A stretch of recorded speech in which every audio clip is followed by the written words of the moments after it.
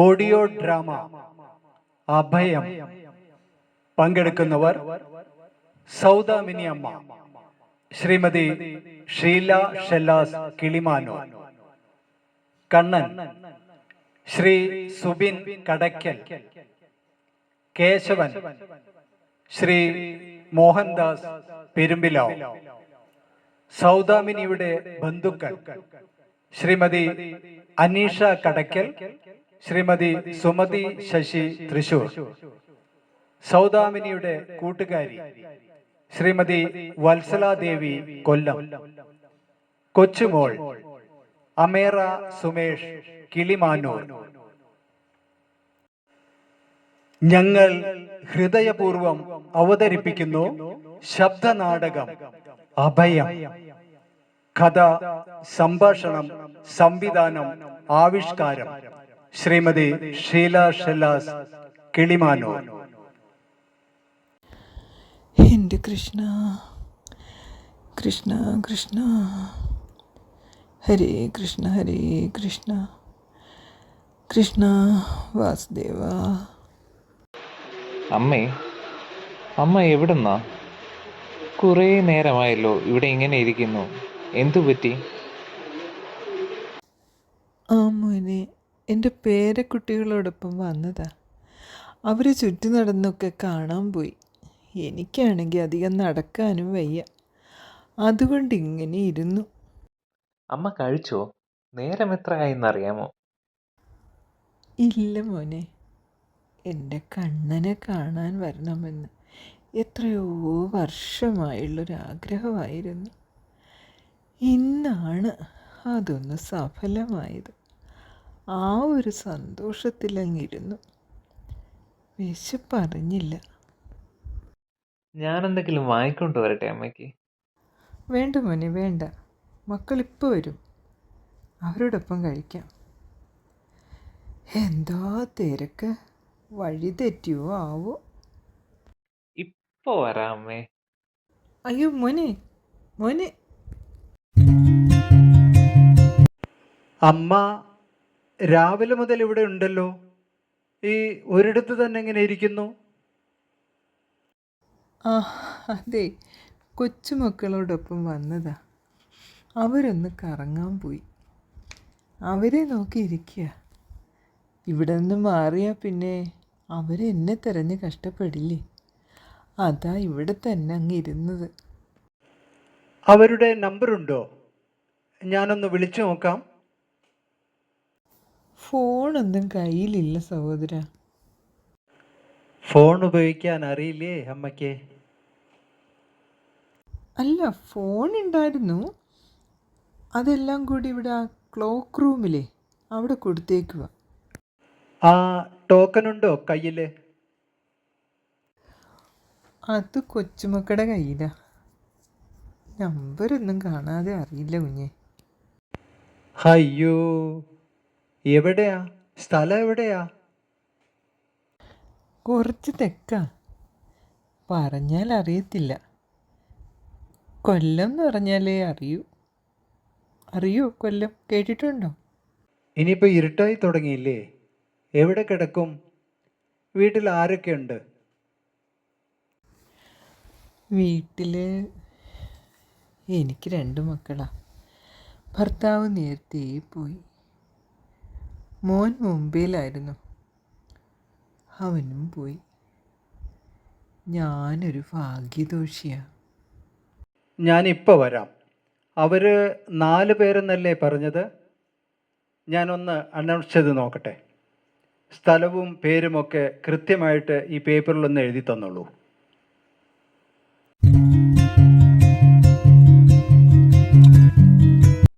അമ്മേ, ദാ ഇച്ചിരി പാൽപ്പായസമാണ്. നല്ല ചൂടുണ്ട് കേട്ടോ, കഴിച്ചോ? അയ്യോ മോനെ, ഇത് മോനുള്ളതല്ലേ. വിശപ്പ് മറന്നുപോയിരുന്നു സത്യത്തിൽ. പക്ഷേ ഇപ്പോൾ മോനെ, അമ്മയ്ക്ക് വയറ് നിറഞ്ഞു. എൻ്റെ കുട്ടികൾ കൂടി ഇങ്ങെത്തിയാൽ മതിയായിരുന്നു. പിന്നെ ഇവിടെ ഇങ്ങനെ ഇരിക്കുമ്പോൾ ഒരു പ്രത്യേക സുഖമുണ്ട്. എൻ്റെ കണ്ണൻ ഇവിടേക്ക് ഇങ്ങനെ ഓടിക്കളിച്ച് നടക്കുന്നത് പോലെ. ആ, എത്ര കാലത്തെ ആഗ്രഹമായിരുന്നു എന്നോ ഭഗവാനെ ഒന്ന് കാണണം എന്ന്. മനസ്സ് നിറയെ കണ്ടു. അതിനെന്താ, ഇനിയിപ്പോ എപ്പോഴും കാണാമല്ലോ. അയ്യോ മോനെ, പിള്ളേരിങ്ങ് വന്നാലേ ഞാനങ്ങ് പോവും. ആ, ഇനി എന്തെങ്കിലും കാണാം. ആ, ശരി അമ്മേ. എനിക്ക് അകത്തൊരല്പം പണിയുണ്ട്. ഞാൻ പൊക്കോട്ടെ.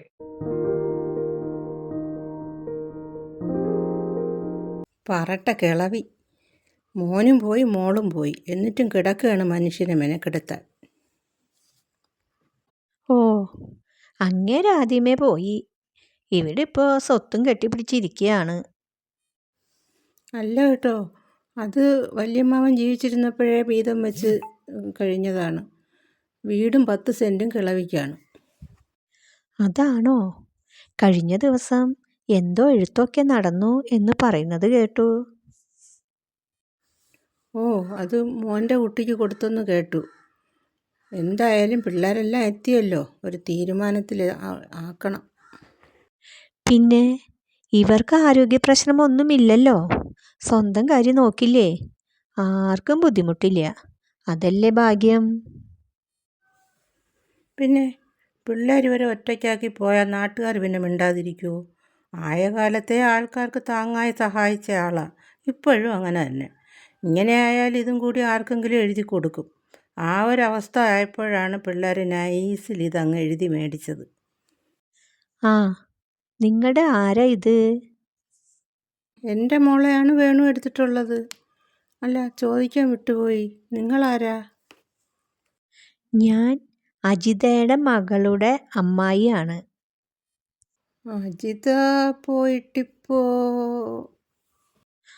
അതിപ്പോ 6 മാസേ ആയിട്ടുള്ളൂ. അന്ന് എനിക്ക് വരാൻ പറ്റിയില്ല. അവിടെ കുട്ടിയെ എൻ്റെ അടുത്താക്കിയിട്ടാണ് മോൾ ഇങ്ങോട്ട് പോകുന്നത്. ഈ സൗദാമിനി അമ്മയെ ഇനിയിപ്പോ എന്നാണ് മുംബൈയിലേക്ക് കൊണ്ടുപോകാമെന്ന് വെച്ചാൽ അവർക്കവിടെ ശ്വാസം മുട്ടും. മരുമോൻ നോക്കുന്നത് എങ്ങനെയാ? അയാളും മോനും മാത്രമല്ലേ അവിടെയുള്ളൂ. സത്യം പറഞ്ഞാൽ ഈ വീട് എഴുതി വാങ്ങിച്ചവരാണ് അവരെ നോക്കാൻ ബാധ്യസ്ഥർ. എന്താ രണ്ടാൾ ഇവിടെ തന്നെ അങ്ങ് നിന്നത്? അകത്തേക്ക് വരൂ, കാപ്പിയൊക്കെ എടുത്ത് വെച്ചെന്നേ. എല്ലാവരും ഒന്ന് കൂടിയിട്ട് എത്ര നാളായി. അല്ല, ഇനിയിപ്പോൾ എങ്ങനെയാ? ഒറ്റയ്ക്കല്ലേ ഉള്ളൂ ഇവിടെ. ഒറ്റയ്ക്കാക്കിയിട്ട് അങ്ങനെ പോകാൻ പറ്റുമോ എല്ലാവർക്കും? ഒറ്റയ്ക്കോ?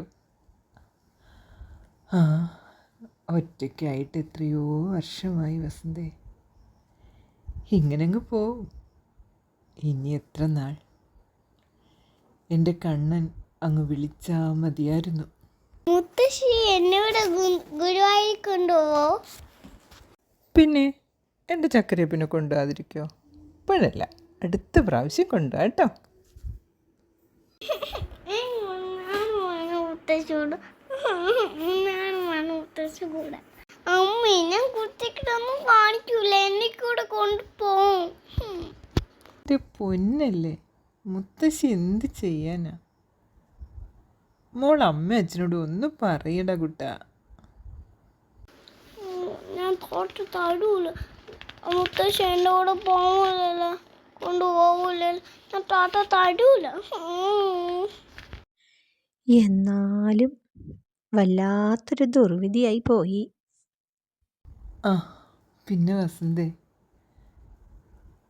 എൻ്റെ കൊച്ചുമക്കളെ കണ്ടില്ലേ? എന്ത് കാര്യം അവർക്ക് എന്നെ.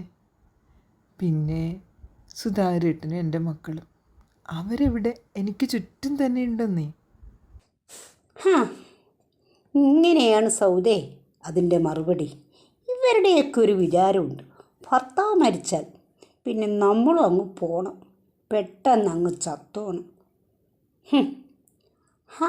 എല്ലാവരും എല്ലാം മറക്കുന്നു. ഇന്ന് ഞാൻ, നാളെ നീ. എന്തിനാ ഇപ്പോൾ ഇങ്ങനെ ഒരു സംസാരം? ഒരു നല്ല ദിവസമല്ലേ? എനിക്കായിട്ട് ഈശ്വരൻ എന്ത് കരുതിയോ അത് ഞാൻ അനുഭവിച്ച് തന്നെ തീരണം. വാ വാ, എല്ലാവരും അകത്തേക്ക് വാ. സൗദേ, നീ തിരികെ വരുമ്പം ഞാൻ കൂടി ഇവിടെ വരാം. നമുക്ക് സുഖമായിട്ട് ഇവിടെ കഴിയാം കേട്ടോ. എനിക്ക് അവിടെ ആരാ കാത്തിരിക്കാൻ. പിന്നെ ഇപ്പം തന്നെ നിനക്ക് പോകണോ ഗുരുവായൂർ? 1 മാസം കൂടി കഴിയട്ടെ. നമുക്ക് രണ്ടാൾക്കും കൂടി ഒരുമിച്ച് അങ്ങ് പോകാം. ഇവരിപ്പോൾ ഇത്രയും ധൃതിയിൽ പോയി വരുന്നതിനൊപ്പം പോയിട്ട് എന്തിനാ? കണ്ണനെ ഒന്ന് നേരെ കാണാൻ കൂടി കഴിയില്ല. നീ ഒന്നുകൂടി ആലോചിക്കേണ്ട സൗദേ. ഞാൻ എത്ര കാലമായി ആഗ്രഹിക്കുന്നതാണെന്ന് അറിയോ? ഇപ്പോൾ ഒരു അവസരം ഒത്തു വന്നപ്പോൾ പോകാണ്ടിരുന്ന കണ്ണം പിണങ്ങും. പോയിട്ട് വരാടി. ഹാ, പിന്നെ ഉണ്ടല്ലോ, അവളുമാർക്ക് 2 പേർക്കും വേണ്ടത് ഞാൻ കൊടുക്കുന്നുണ്ട്. അത് കൊടുക്കാതെ ഞാൻ പോകില്ല എൻ പൊന്നു സൗദേ. ഒന്ന് പോടി, ഒന്നും വേണ്ട. പറയുന്നവർ പറഞ്ഞോട്ട് പോട്ടെ. അത് അവരുടെ ഒരു കാലം, ഇതെൻ്റെ ഒരു യോഗം. ഈ കുഞ്ഞിനെ കൂടി കൊണ്ടുപോയിക്കൂടെ? നിനക്ക് നോക്കാമല്ലോ അവളെ. എന്തിനാ ഇവളെ കരയിക്കുന്നത്? ഞാൻ എത്ര പറഞ്ഞെന്നറിയോ? അവർ കേൾക്കണ്ടേ? ഈ കുഞ്ഞിൻ്റെ കരച്ചിൽ കണ്ടിട്ട് സഹിക്കണില്ല.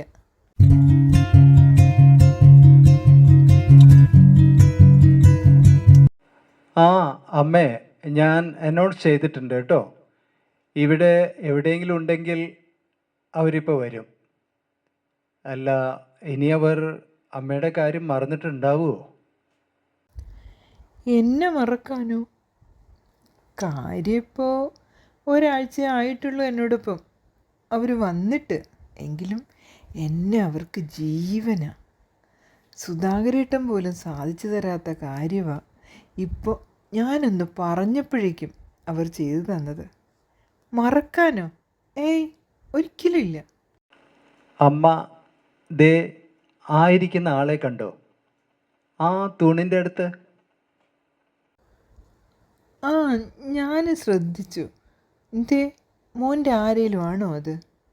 2 മാസം മുൻപ് മക്കൾ ഇവിടെ കൊണ്ടാക്കി പോയതാ.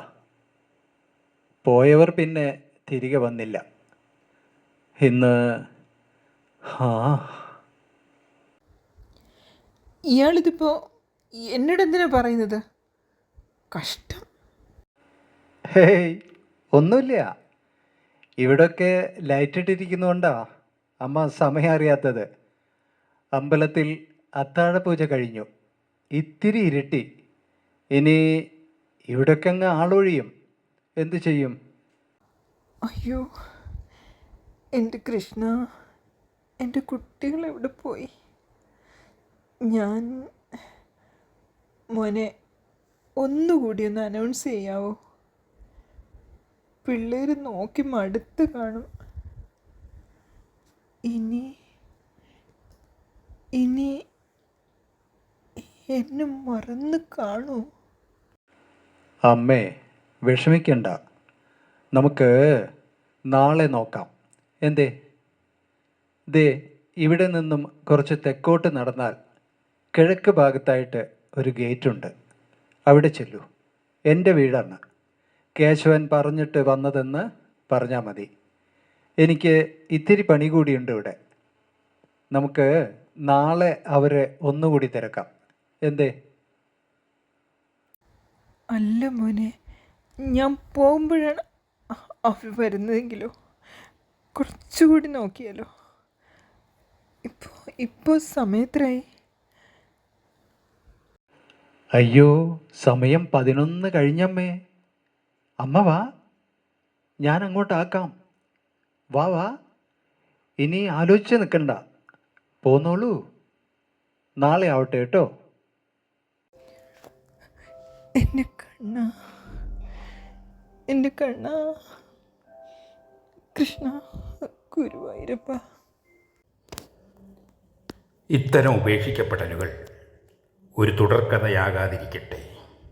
പ്രായം ചെല്ലുന്നത് ഒരു തെറ്റല്ല, പ്രകൃതി നിയമമാണ്. ഒരിക്കൽ അവർ ആർക്കൊക്കെയോ പ്രിയപ്പെട്ടവരായിരുന്നു. ഇന്ന് ഉപേക്ഷിക്കപ്പെടുമ്പോൾ ഓർക്കൂ, കാലം കാത്തിരിക്കുന്നു.